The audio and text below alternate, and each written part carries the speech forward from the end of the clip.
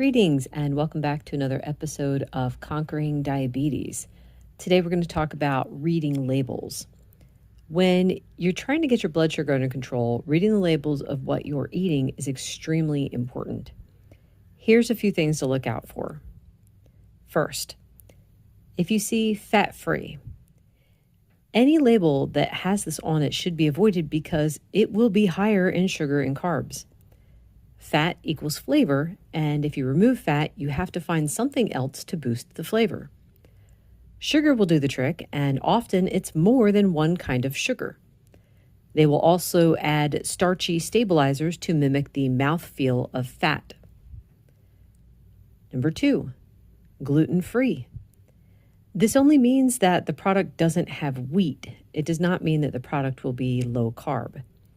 In fact, the gluten-free version will often have just as many carbs as the wheat version because they're adding things like rice flour or oat flour. Number 3, sugar-free. This is probably one of the sneakiest things to put on a label because they can add all kinds of other sugar, like corn syrup and maltodextrin and dextrose, and then they can still carry the label of being sugar-free. Quick example, someone that I know had this sugar-free creamer that their husband was using all the time, and they felt pretty good because it said sugar-free, and they were offering it to me to use in my coffee.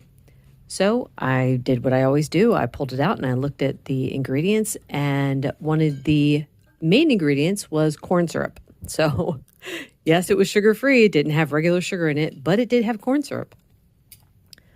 Number 4, high in fiber.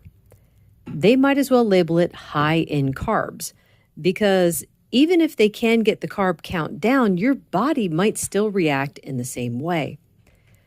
Remember that all carbs turn into glucose or sugar in the system.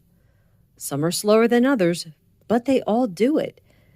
Fiber, in some cases, can slow down the impact.